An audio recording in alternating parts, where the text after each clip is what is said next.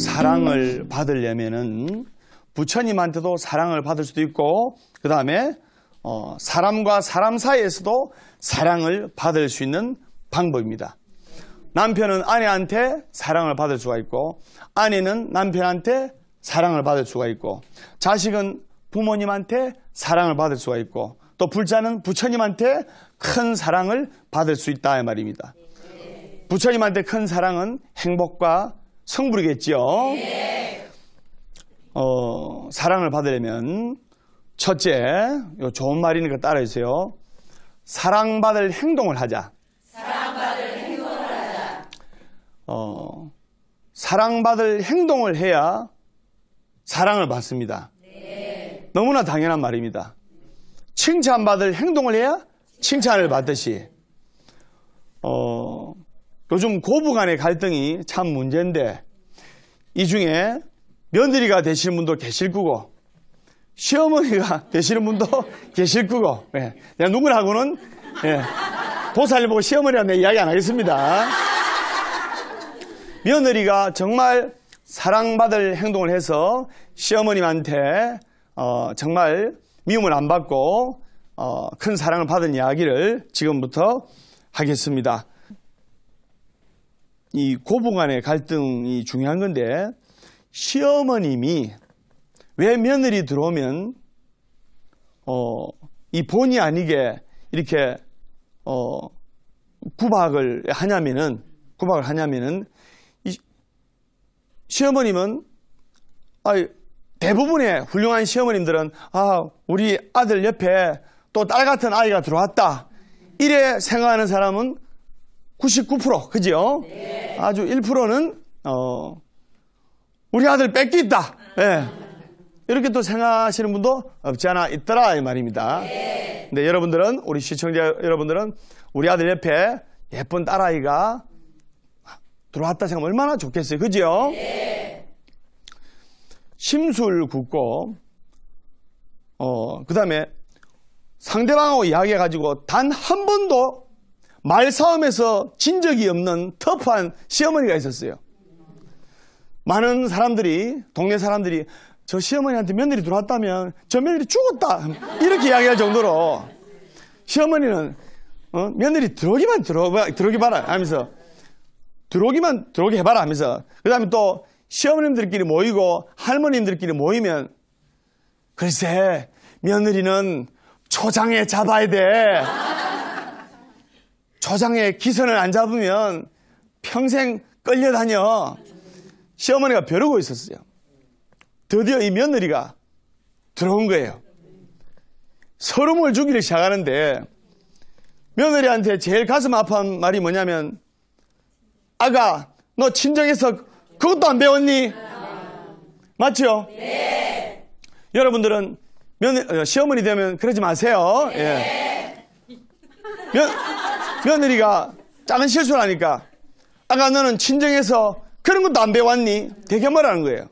이러면 보통 며느리가 화가 나고 또 눈물도 울고 남편한테 하소연 하고 이러는데, 이 며느리가 생글생글 웃으면서, 어머니, 저는 어머님 집에 시집 온 지 3개월밖에 안 됐지만 제 나이 28인데 28년간을 친정에서 배운 것보다 어머님한테 3개월간 배운 것이 더 많아요, 어머니. 모질한 게 있으면 자꾸 지적해주고 가르쳐주세요, 어머니. 자기를 싹 낮추니까 어머니가 할 말이 있어요, 없어요? 이것 봐라 하면서 또 한 2달이 흘렀어요. 며느리가 어머니 발밑으로 들어가면서 낮추는 거예요. 나름대로 배우고 똑똑한 며느리인데. 그래 또 2달 후에 실수를 하니까, 아가, 너는 좋은 대학도 나왔는데 그것밖에 못하니? 이라는 거예요. 또 싹 웃으면서 고개를 숙이면서, 어머니, 제가 4년제 대학에 나왔지만 어머님 옛날에 초등학교 나온 것보다 못해요, 어머니. 부족한 거 있으면 많이 가르쳐주세요. 어머님은 내 인생의 멘토이고 스승입니다. 어머니가 꼬투리 잡을 게 없는 거예요. 상대방을 뭐라 하고 책망하면 상대방이 막 올라오고 화를 내야 더 시비를 걸고 하는데 뭐라 할 때마다 어머니, 예, 제가 부족하니까 잘하겠습니다. 어머니, 잘 가르쳐 주세요. 이러니까 어머니가 왜? 두 손 두 발 다 들어본 거예요. 그래가지고 한 6개월 지나니까 어머님이 이제 며느리한테 아가, 이제는 내가 니한테 모든 살림과 이런 권한을 다 줄 테니까 네가 우리 아들 잘 모시고 네 남편 잘 모시고 이 집안을 좀 잘 꾸려 나가려무나 이렇게 칭찬을 해주면서 그 다음부터는 둘도 없는 시어머니 며느리 사이, 친정 엄마와 딸 같은 그런 사이가 된 겁니다. 내가 높아지려 하고 내가 나를 내세우려고 하면 더 불협화음이 생깁니다. 한쪽에서 큰 소리가 나올 때 여러분 남편이 화를 내고 이럴 때 치기라 이러면 부부 싸움이 되는 거예요. 한쪽에서 부모님이든 가족이든 남편이든 한쪽에서 화를 내면 조곤조곤하게 하면 싸울 일이 없어요. 그러니까 어떤 부부는 부부싸움하면 크게 싸우고 어떤 부부는 부부싸움하면 가볍게 넘어가는 부분이 바로 아내 나 자신 하기 나름이다. 맞죠? 그래서 혹시 여러분들 집 안에서 큰 소리 나면 지혜스럽게 조곤조곤하게 지혜스럽게 딱 하면 이렇게 잘 넘어가리라 생각됩니다. 그래서 이 며느리가 시어머님한테 한없는 사랑을 받았다는 거 아닙니까? 시어머니. 예. 시어머니 바로 찾아냅니다. 그래서 시어머니가 들으시다 이렇게 들으시더라고요.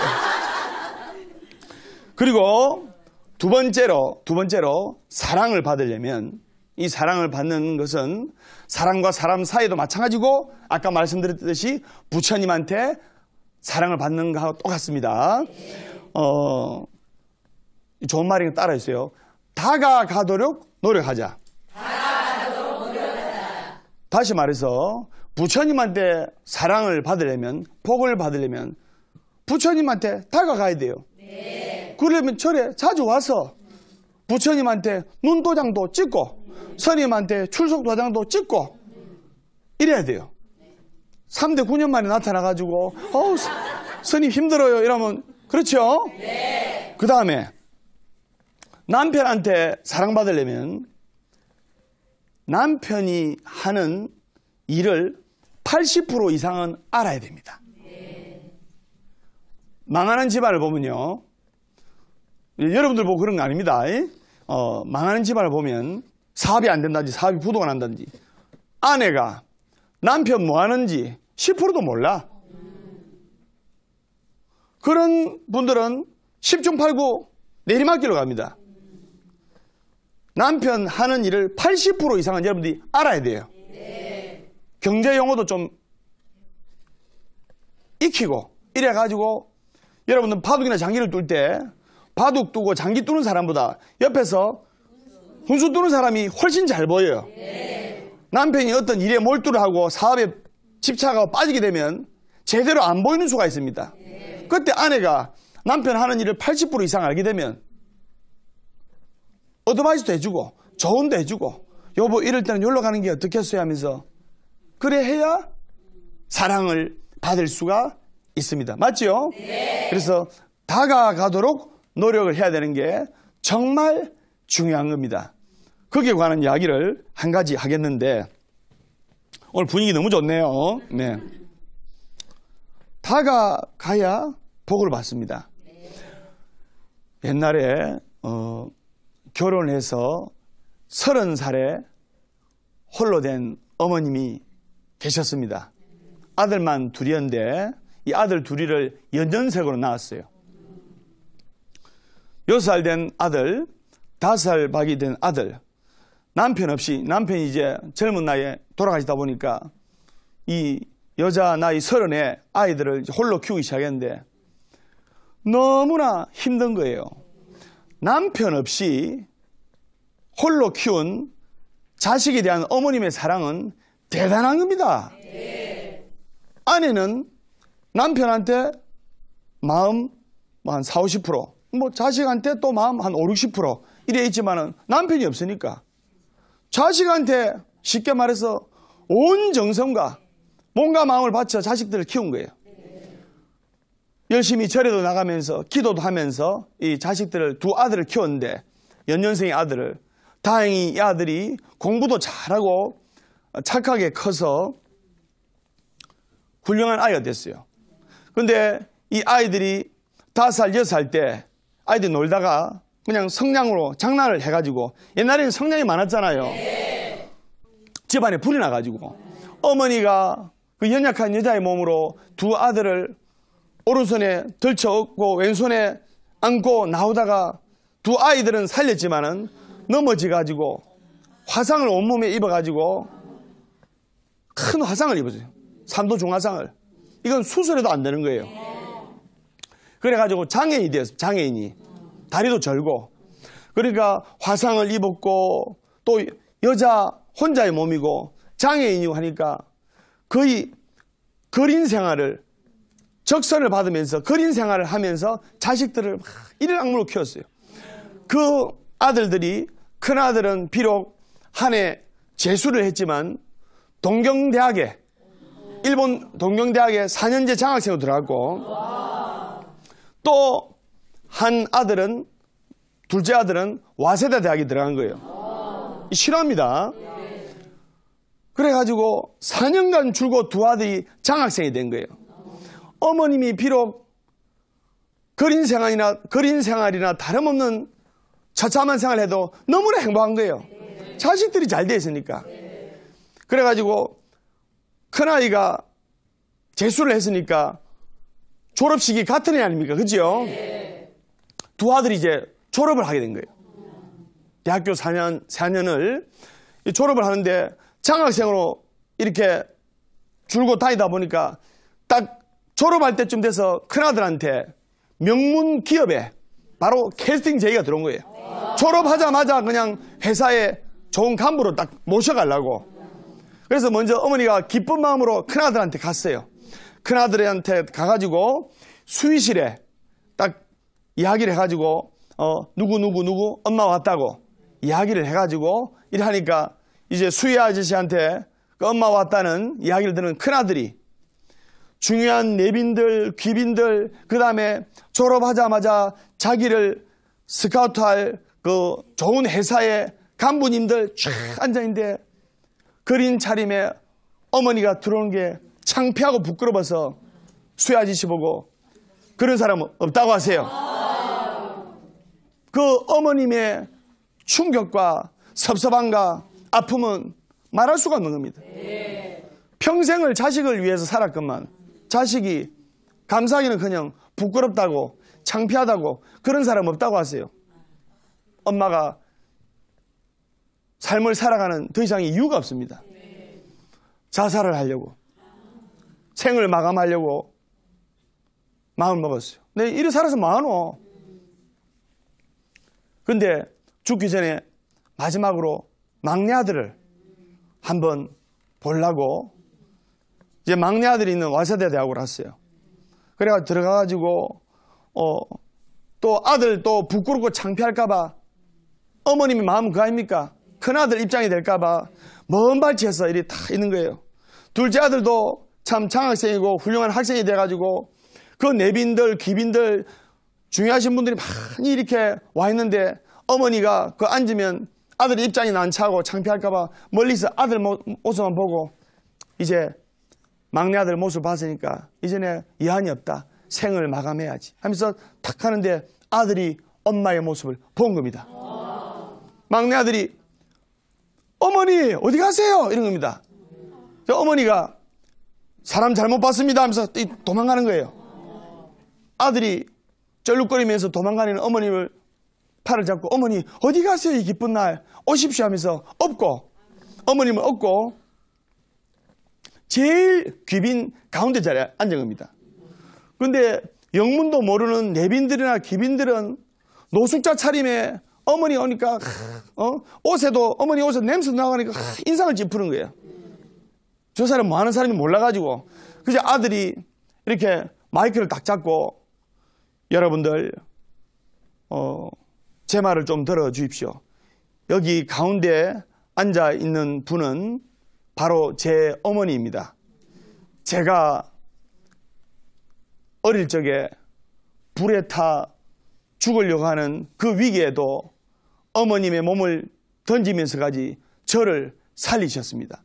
그래서 제가 오늘날 이렇게 훌륭한 사람이 되었습니다. 이 모든 은혜는 제 어머니가 있기에 오늘날 제가 있는 겁니다 하면서 넙죽 큰절을 올린 겁니다. 그 많은 내빈들이나 귀빈들이 지금 여러분들처럼 눈물을 다 흘리는 거예요. 이 이야기가 신문과 TV와 매스컴을 통해서 흘러나갔어요. 흘러나가니까 창피하다고 자리를 피한 큰아들은 명문 회사에 스카웃이 취소가 돼버리고 소문이 날 거 아닙니까? 둘째 아들은 정말 좋은 회사에 그 회장님 밑에 사위가 되었습니다.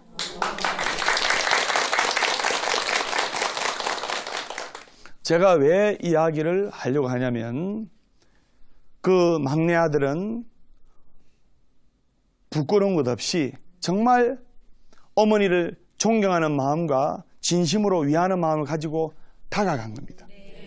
큰아들은 피했고 그래서 결국 세상 사람들로부터 많은 사랑을 받게 됐죠. 그래서 사랑을 받으려면 먼저 다가가야 돼요. 요즘 우리 전국에서 수행하시는 스님들도 우리 중생들을 위해서 얼마나 노고가 많으시고 연점이 많으십니까? 우리 대덕 스님들께 큰 박수 한번 주시기 바랍니다.